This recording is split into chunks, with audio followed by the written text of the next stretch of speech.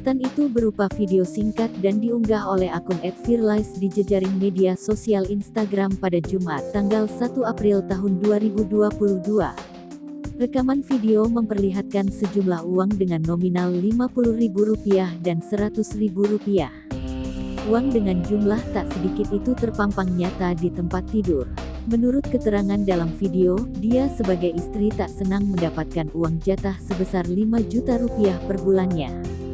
Si suami juga dikatakan meminta istrinya untuk mencukup-cukupi uang tersebut selama 1 bulan penuh.